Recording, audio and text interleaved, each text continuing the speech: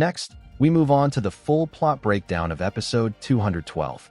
Before watching, don't forget to drop a like. It really helps the channel. Luo Feng was bestowed a top-tier heavy treasure by the beast god. The primordial star is about to open. Luo Feng heads alone into the labyrinth of the Yan Shen Clan. This instantly caused a massive sensation across the entire universe. One immortal god. In direct combat, he killed a peak immortal special life form.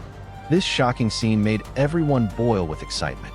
When the news spread, Luo Feng officially received the right to participate in the highest council of the human race. This meant one thing: he had been accepted into the true core decision-making circle of the entire human race. At the same time, in the glory world of the Beast God sect, the Thunder Beast God from the Eight Directions personally descends on Bauhinia Island and openly presides over the ceremony. While waiting, Luo Feng carefully inspected the spoils he obtained from King Fei Jin. The most important item was called Golden Righteous Roar King Kai's Royal Treasure Battle Armor. Another major gain was a set of heavy treasures, the Heaven-Swallowing, Earth-Devouring Claws, perfect for the Golden Horned Beast and capable of greatly stacking attack power. Under the eyes of hundreds of millions of inheritors on Bauhinia Island, the Thunder Beast God descends with supreme majesty and personally lifts Luo Feng into the air. The Beast God openly praises Luo Feng's progress in strength and willpower, then bestows upon him a new treasure, the astonishing Golden Thread Aurora Mirror. Luo Feng accepts the treasure. After giving encouragement, the Beast God departs, leaving the entire island in heated discussion. Back in his residence, Luo Feng immediately begins studying the new treasure. Although classified as a top-heavy treasure, its true value far exceeds many ordinary supreme treasures. It is an extremely rare and powerful domain-type treasure that can create a domain with a radius of 100 million kilometers, formed by countless golden aurora threads. Inside this domain, Luo Feng can heavily suppress and bind his opponents. Even better, its attributes perfectly match Luo Feng's law of metal, allowing the domain power to fully stack. When Luo Feng burns his divine power to activate it, its might is enough to threaten ordinary universe venerables. Just as Luo Feng is deeply familiarizing himself with the new treasure, 3 of his close friends burst into his residence in panic and bring terrible news. King Fei Jin has been revived through space-time reversal and is now spreading a series of statements about Luo Feng inside the Alliance. These claims are half-true but extremely deadly. King Fei Jin declares that his 2 powerful soul attacks had no effect on Luo Feng at all. This proves that Luo Feng possesses a soul-type supreme treasure that even Universe Overlords would go crazy for. He lies that Luo Feng escaped from venerable Pei Feng thanks to a supreme treasure flying palace. He carefully calculates Luo Feng's wealth. Luo Feng has at least 6 supreme treasures, including soul type and possibly a flying palace type, the 2 most coveted life-saving categories. This statement instantly explodes across the entire glory world. A mere immortal possesses so many supreme treasures that even Universe Overlords crave, especially soul type and flying palace type treasures. It's like a child walking through a busy market carrying a fortune. The greed in the hearts of countless alien powerhouses is completely ignited. Luo Feng instantly becomes a walking, tempting treasure vault. Faced with this sudden, overwhelming malice and potential killing intent, Luo Feng's teacher, True Eye Venerable, is extremely anxious. However, Luo Feng himself remains surprisingly calm. He understands perfectly this is King Fei Jin's poisonous plan to use the hands of billions of strong beings across the universe to eliminate him. Luo Feng feels no fear. Whoever comes he will kill one by one. If he can't handle it, he will calmly retreat. Just as Luo Feng is plunged into crisis due to King Fei Jin's rumors, becoming the target of the universe's strongest, he and his teacher True Eye Venerable simultaneously receive an email from the virtual universe system. The highest council of the human race is about to begin. Both are attending for the first time. With anticipation and curiosity, they connect to the virtual universe and head to the exclusive God's Mountain. The sky and earth rumble. The golden gates of the God's Hall open. On the highest majestic throne, led by the Giant Axe founder and the Chaos City Lord, dozens of universe masters are conversing. They are discussing the Venerables' talk about the Chaos City Lord favoring Luo Feng. The Chaos City Lord calmly clarifies everything of the 3 supreme treasures Luo Feng possesses. Only the Wu Wings were personally bestowed by him. The rest were all obtained by Luo Feng himself through his own adventures. The other universe masters feel relieved after hearing this. They believe that since the treasures have fallen into the hands of the human race, it's already a good thing. The Giant Axe founder then signals the Chaos City Lord to preside over the meeting. The Chaos City Lord announces that this highest council has been convened because of a major event that will affect the entire race. The Primordial Star is about to open. The Primordial Star is the ultimate killing battlefield at the core of the universe, the final stage where billions of races compete. Its channels open only once every extremely long period. Each time it lasts for 1,000 epochs. Here supreme treasures are born. Treasures are everywhere, but it also comes with endless danger. Every opening turns into a bloody slaughter field for the super powerhouses of all races in the universe. Even universe masters can fall there. It is both an enormous opportunity and a cruel test. Finally, the Chaos City Lord announces there are still exactly 10 years until the official opening of the Primordial Star. These 10 years are the preparation period. The strong can form teams, negotiate borrowing treasures. And after 10 years, the human race will officially march into the Primordial Star. With the opening of the Primordial Star, many powerful humans begin visiting Luo Feng, wanting him to appraise their treasures. The news that Luo Feng possesses multiple supreme treasures has already spread far and wide. Everyone comes to Luo Feng for treasure appraisal. Venerable Gui, he wants to borrow Luo Feng's soul-type supreme treasure. However, all of them are refused. Luo Feng says he is also going to venture into the Primordial Star himself. The real reason he refused to lend the soul-type treasure to Venerable Gui is something he cannot say out loud. The Tower Pearl on his body is the core for recognizing the master of the Star Tower. This thing is extremely overbearing. If a universe Venerable dares to fuse with it, they will die. Deep down, Luo Feng also thought if the Tower Pearl were a normal soul-type supreme treasure, lending it to Venerable Gui would be fine. He could wait a few hundred epochs until the other party returns from the Primordial Star and gives it back. The problem is that this treasure simply cannot be lent at all. Bloodwing Venerable comes to persuade him, saying Venerable Gui has a special status and rarely asks to borrow anything. Luo Feng just smiles and shakes his head, saying there's no need to say more. It's not that he doesn't want to lend it. Later, Universe Venerables who want to borrow treasures from Luo Feng come one after another. All are rejected. Soon everyone knows Luo Feng plans to venture into the Primordial Star by himself. There's no chance of borrowing his treasures. This causes quite a lot of discussion. Some say Luo Feng is just an immortal, although his combat power is equivalent to a medium universe venerable. Entering the Primordial Star carrying so many supreme treasures makes him a walking treasure vault, pure suicide. Others say if he dies, so be it.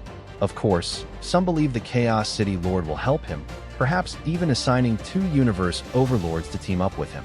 In the virtual universe, True I Venerable urges Luo Feng his strength is good, but there's no need to rush into the Primordial Star. Because of this, he even had an unpleasant argument with 2 Universe Overlords. True I Venerable reminds him to prepare, well, that place is truly too dangerous. The fall of high Universe Venerables is common there. Even batches of Universe Overlords perish. Even Universe Masters have fallen. True I Venerable says that his refusal to lend treasures has many people in the circle laughing at him. Even his friends don't believe he can create a miracle. However, True I says he has watched Luo Feng grow all the way, and he believes in Luo Feng. After True I leaves, Luo Feng quietly says to himself, besides my teacher, almost no one believes I can create a miracle. Even he himself isn't very confident. With his current strength, he still has to hide when he meets a Universe Overlord. Snatching food from the tiger's mouth on the Primordial Star is too difficult. His only hope right now is the Force Armor. The Force Armor was specially forged by Mountain Guest for his 3rd disciple and is kept by his 2nd senior brother from the Yan Shen Clan. It is far stronger than ordinary supreme treasures like the Star Tower and Wu Wings. It can be called a top supreme treasure, possibly even a peak supreme treasure. Mountain Guest left the Yan Shen geometric soul for his second disciple, and for Luo Feng, he left the Star Tower and the Force Armor. The Star Tower accidentally reached the level of a strongest supreme treasure. Although the Force Armor is a little weaker, it is still in no way inferior to the Chaos City Lord's Thousand Treasures box. Luo Feng sets off toward the Yan Shen Clan to retrieve the Force Armor. After flying for nearly 3 months, he finally arrives at the Yan Shen secret region.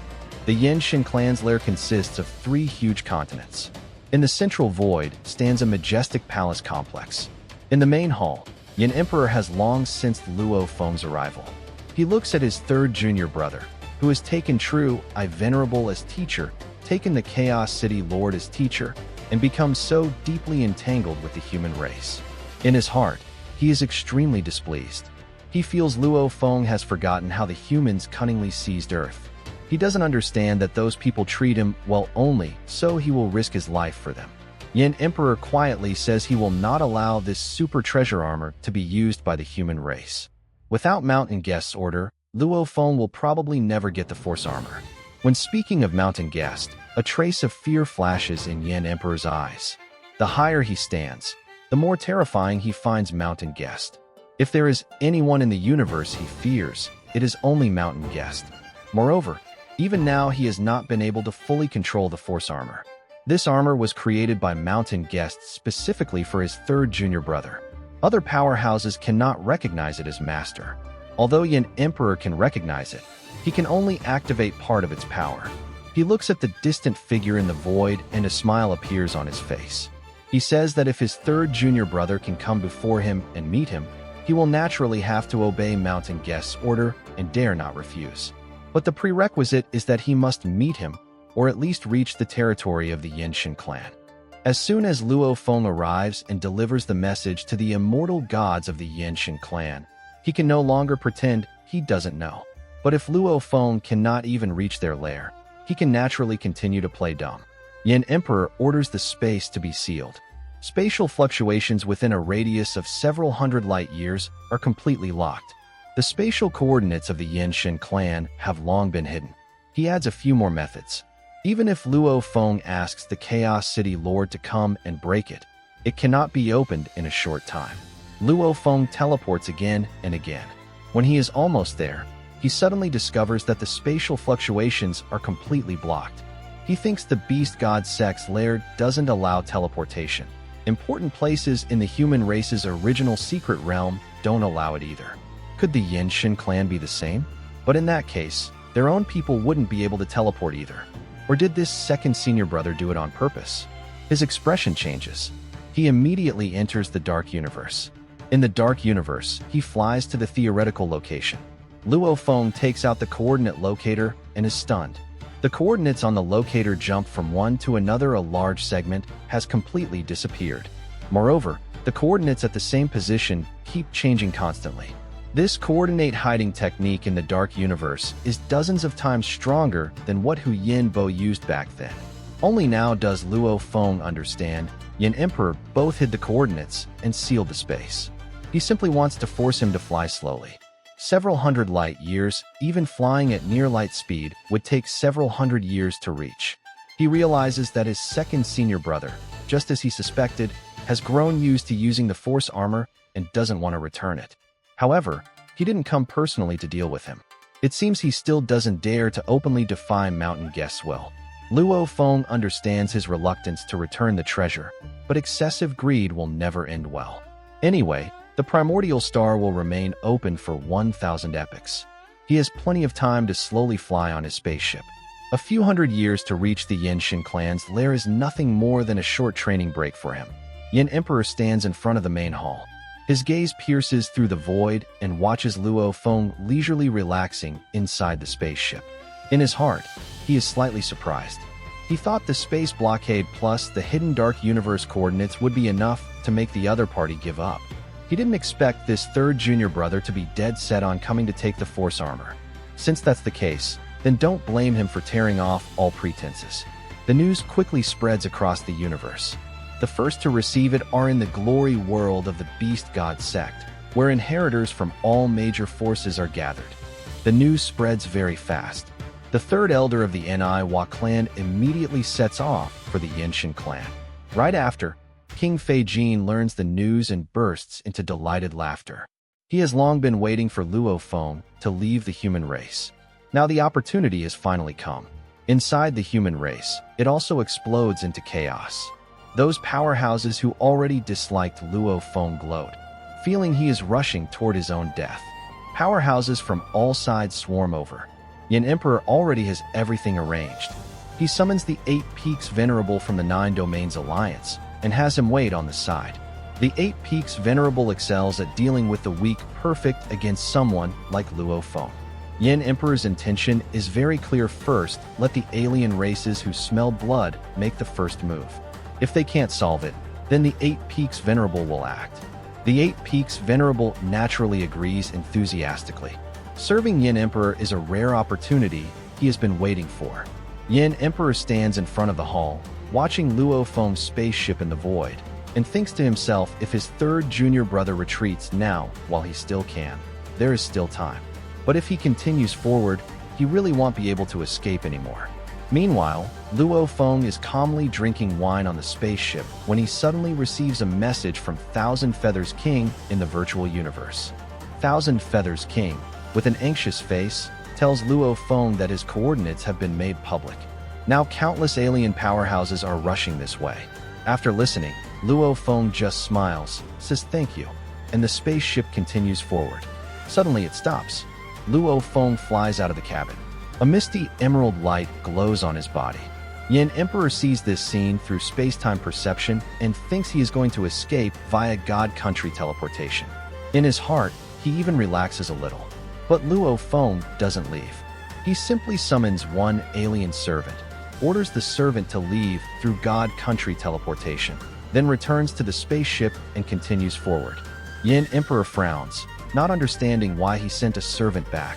The first wave of pursuers arrives. The first to appear is the Agreement Cult Master from the Yao clan. Next is the Donghua Sage from the Donghua clan. Finally comes Venerable Masha. 3 Universe Overlords approach from different directions, all locking onto the supreme treasures on Luo Feng.